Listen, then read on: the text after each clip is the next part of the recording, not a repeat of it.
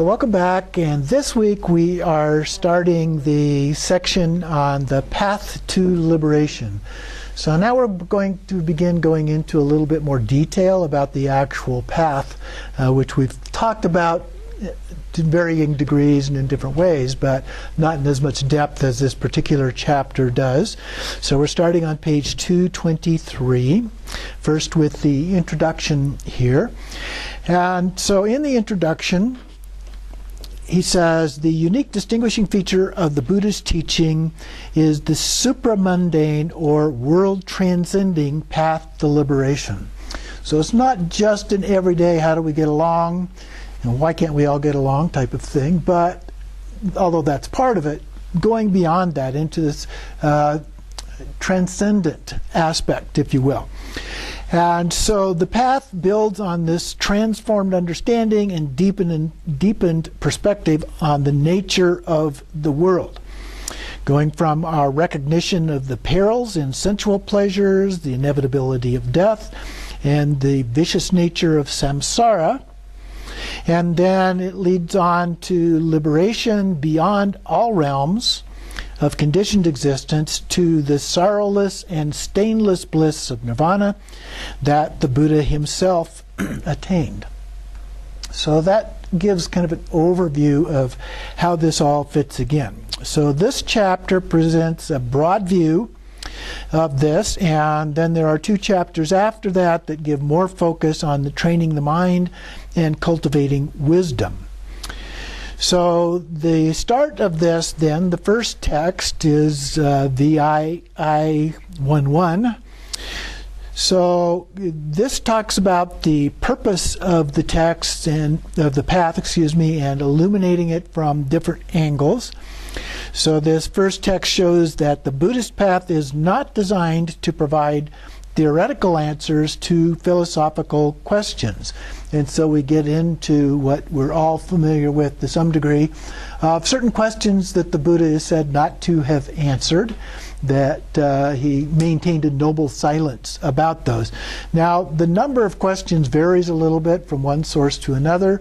In here there's 10, in some other sources there's 14, and so, but the questions are all very similar to each other.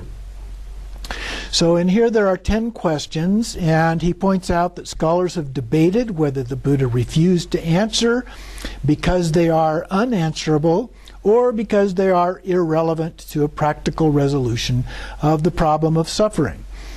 It could be a little mix of both. In addition to that, I would say that we don't actually know for sure what the Buddha said, partly because we find answers to some of these questions in other sources of his teachings. And so, yes, there are these concise things where he talks specifically about these 14 questions and does so without giving answers to them. But if you look into the content of the questions in other places, you will find answers to them. Okay? So it's not all that clear. Now, some of that could have come from the writings themselves over time as people decided, well, they needed to include some answers to those that were missing, or various reasons that those may be in there. But the bottom line is that there are these conflicts. So in the Samyutta Nikaya, it's made clear that the Buddha's silence had a deeper basis than merely pragmatic concerns. These sutras show that all such questions are based on an underlying assumption that existence is to be interpreted in terms of a self and a world in which the self is situated. Since these premises are invalid, no answer framed in terms of these premises can be valid. And thus the Buddhists must reject the questions themselves. Okay, so that's the basic idea here that we're following as a part of that. So there's no ultimate self, there's no other per se. Okay, those are all mental constructs that we create. On the next page then, the Buddha also rejected them because he considered the obsession with their solutions to be irrelevant to the quest for the release from suffering. So both of those, the transcendent aspect as well as the relative aspect. This reason is the point of the well-known simile of a man shot by a poisoned arrow. You've probably all heard that one. Whether any of these views is true or not, the Buddha says there is birth, there is aging, there is death, there is sorrow, lamentation, pain, dejection, and despair, the destruction of which I prescribe here and now. So that phrase shows up in a number of different sutras about how he's giving his teachings. So the destruction then of birth, aging, and death is not merely the end of suffering in a single lifetime, but the end of immeasurable suffering of repeated birth, aging, death over countless eons of samsara. So he's trying to emphasize here that, okay, it's one thing to think about it in this lifetime, and that's important. But if we do lifetime after lifetime after lifetime for eons, remember the 7 Mile Rock and the passing of the cloth over it, and that's going to disappear in less than one single eon, and we're talking countless numbers of those eons. So a very, very, very long period of time. So then in the second text here, VII 1.2, we have the simile of the heartwood that clarifies this from a different angle. The sutra is about a clansman who has gone forth from the household life into homelessness, intent to reaching the end of suffering, and once he attains some success, he becomes complacent and neglects his original purpose. And so the Buddha declares that none of these stations along the way is the final goal. The goal is the heartwood, or the essence, or essential purpose. It is unshakable liberation of the mind, and he urges those who have entered the path not to be satisfied with anything less. Hence the requests or the statements that he makes about diligence, the effort. This takes a lot of effort to do this, and patience. We have to keep with it, and it takes some time. But especially if we want to attain enlightenment in this lifetime, we can't just slack off. We can't go watch cartoons or something. We need to spend our time doing practice just as much as we can. And that's part of the way that we present our approach to these things is everything can be meditation. Everything can become a form of practice if you're just cognizant of doing it in that way. Now, it doesn't mean you can't watch a movie, but watch the movie from a Buddhist perspective. Watch the movie from a meditative state of mind, and so forth. So you can do these other kinds of things, but you have to integrate them as a form of practice. The third text here is from the Connected Discourses on the Path. And remember, there's a series of those that are connected together in some way by some kind of a theme. And the themes don't always make sense, but there may be a word or something like that kind of connects them.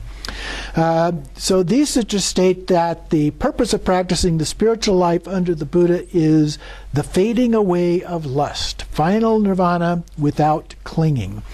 The Noble Eightfold Path being the way. And of course, when he talks about lust, it's not just sexual lust, but it's the idea of a strong craving for things, a strong wanting or needing for specific things, and it can be all kinds of things. Then the Noble Eightfold Path is the classical formulation of the way to liberation. And so text 7.2 gives formal definitions of the individual path factors, but does not show concretely how the practice is to be integrated into the life of a disciple. The detailed application will be filled out later. Future chapters here, 8 and 9. So we're in 7 right now. So text 7.3 throws a different spotlight on the path than we are accustomed to hear in standard Buddhist rhetoric.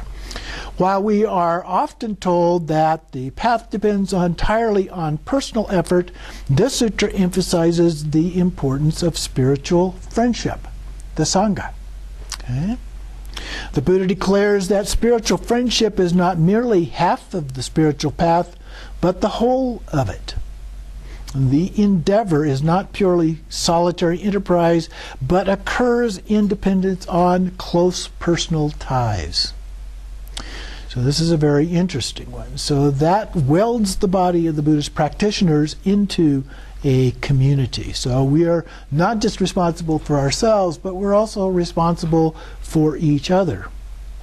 Contrary to a common assumption, the 8 path factors are not steps to be followed in sequence, one after the other. They are more appropriately described as components, or I would describe it as a wheel. You know, we have the 8-spoked wheel. The 8 spokes represent the eightfold path, and so it's doing all of those things concurrently, more or less, as a part of that. So optimally, all 8 factors should be present simultaneously, like 8 interwoven strands of a cable. The 8 factors are commonly distributed into 3 groups as follows, and this is what we often refer to when we're talking about mind training. So the first one, moral discipline or ethics, is right speech, right action, and right livelihood. Right action sometimes is articulated as right conduct. Then the second group is concentration or meditation. This is made up of right effort, right mindfulness, and right concentration. And then the third group, the wisdom group, is made up of right view and right intention, or sometimes it's called right thought. So those are how those 8 aspects of the Eightfold Path fit into those 3 categories of ethics, meditation, and wisdom. Then within the Nikayas, the correlation occurs only once, which is pretty interesting, where it is ascribed to the nun, Dhammadina, not to the Buddha himself. So the question arises, not that important perhaps, but did the Buddha actually put that together in that way or not? We don't know, probably won't know, but when it only shows up once, it does raise the question about whether or not that was something that somebody else came up with and people liked it, and so it stuck. So right view and right intention are required at the outset. Right view providing the conceptual understanding, and right intention the proper motivation and direction for the development of the path. Continuing on then, on 226 in the Nikayas, the Buddha often expounds on the practice of the path as a gradual training that unfolds in stages. The finer subdivision of the threefold division, so there's the 8 as opposed to the 3, so there's a degree of detail, if you will. It begins with going forth into homelessness, so we can all become homeless. But really talking about becoming ascetics at one level or another, and the lifestyle of a bhikkhu, or bhikshu in Sanskrit, a Buddhist monk or nun. This calls attention to the importance of the monastic life in the Buddha's pragmatic vision. In principle, the entire practice of the Noble Eightfold Path is open to people from any mode of life, monastic or lay, and the Buddha confirms that many among his lay followers were accomplished and had attained the first 3 of the 4 stages of awakening, up to non-returning. Commentators say that lay followers can also attain the 4th stage, arhatship, but they do so either on the verge of death or immediately after that.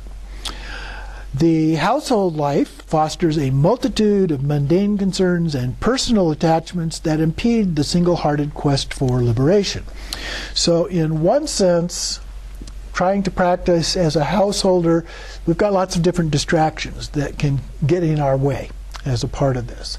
But on the other hand, there are a lot of distractions in being a monk or a nun as well as a part of that. And, or the reverse of that, there's no distractions, so you do it easily, and that means you've really not mastered it very well because you haven't had to deal with distractions. And so even when minor distractions come up, they become big obstacles. And so in our tradition, in the Tibetan tradition, there are many statements by great masters that say that being a monk or a nun actually is more difficult than being a lay practitioner in order to achieve enlightenment. So we have people on both sides of the fence here.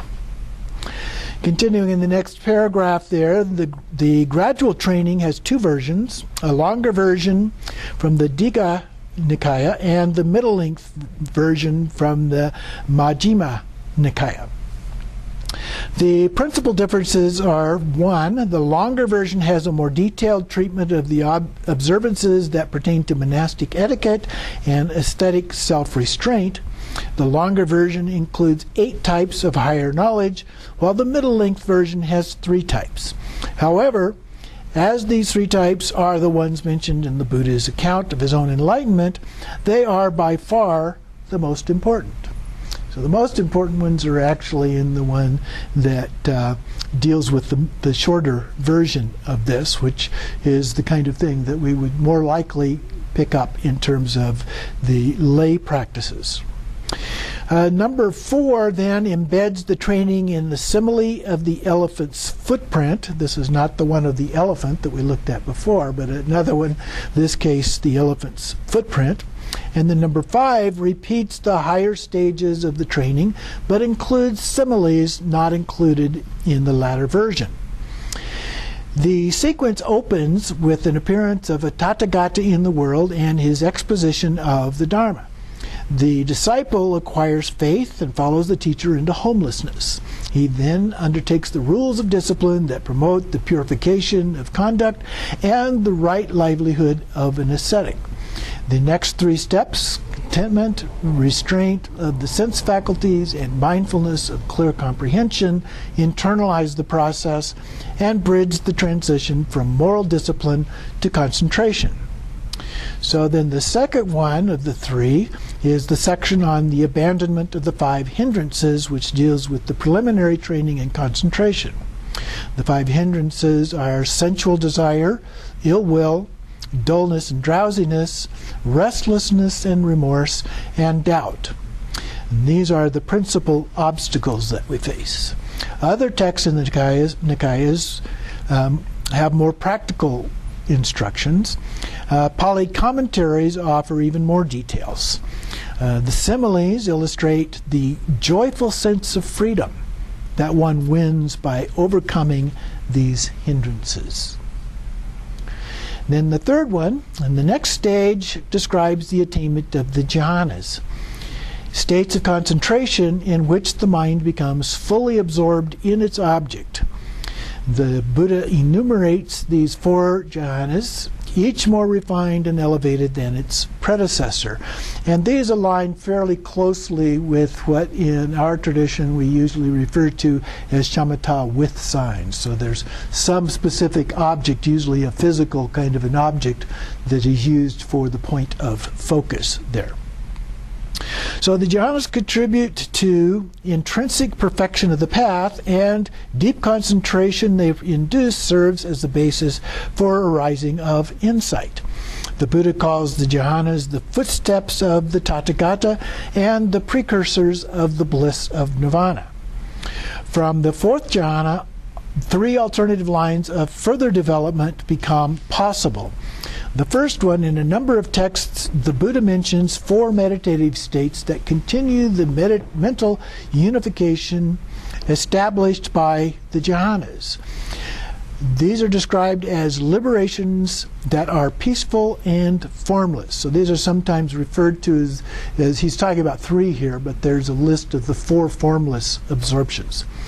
So these are further refinements of concentration that are distinguished by their transcendence and subtle mental image. So there's no physical object of focus here. It's a formless focus. And so these correlate with what we refer to as shamatha without signs, which are often done in Mahamudra or Dzogchen. And so these are named the basis of the infinity of space, the basis of the infinity of consciousness, the base of nothingness, and the base of neither perception nor non-perception. And then the second line of development is the acquisition of supranormal knowledge, so omniscience, if you will. And this is called the 6 kinds of direct knowledge. The last of these is the knowledge of the destruction of the taints, is called supramundane or world transcending, and thus marks the culmination of the 3rd line of development. But the other 5 are all mundane. So the supranormal powers, the divine ear, the ability to read the minds of others, the recollection of past lives, the knowledge of the passing away of rebirth of beings, are all included there. Then the jhanas and the formless attainments by themselves do not issue in enlightenment and liberation. And we recall from at least some of the stories of the life of Buddha, when he was going through the process of his own enlightenment, he went first through the training of the 2 teachers, and in one of the stories, the first teacher taught the first 4, and then the second teacher taught the second 4. But in the version in here that we looked at, he actually went through the first 3 formless absorptions with his first teacher, and then just the last one with his second teacher. So the stories vary a little bit on how that actually happened. So then the 3rd line of the process and development, the meditation process, must be directed to a third line of development, which is the contemplation of things as they really are. And so this is where we get to that point of trying to really understand the true nature of things, not the way that we normally look at them with illusion or illusory kind of understanding. But we're looking here at increasingly deeper insights into the nature of existence, and it culminates in the final goal of the attainment of arhatship. Now, when we move on to Mahayana and into Vajrayana, then that's viewed a little bit differently. Yes, you achieve arhatship, but arhatship is not considered to be a full Buddha, primarily because of the attitude, that altruistic attitude of Mahayana, which is to expand it from a focus on individual liberation to the liberation of all beings. So this is one of the Buddha, the one the Buddha pursues in this gradual training. The 3 together figure prominently in the Buddha's own enlightenment and are collectively called the 3 true knowledges.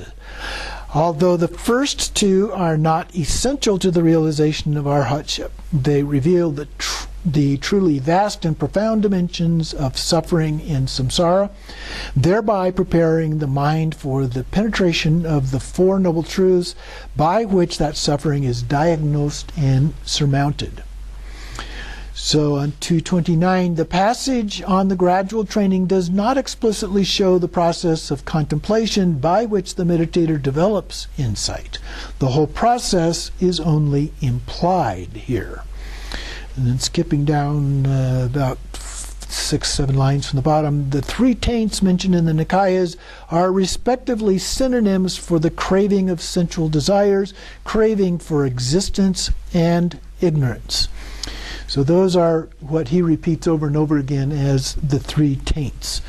So this craving for sensual pleasures, various kinds of things in our lives, craving for existence, which is an ongoing life, some kind of a sense of permanence, and ignorance itself, not understanding the true nature of things.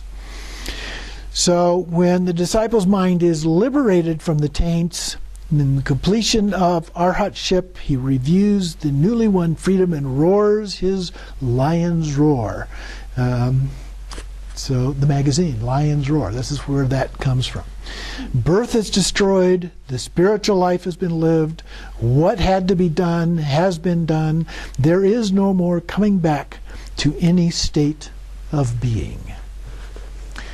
So we'll take a short break here.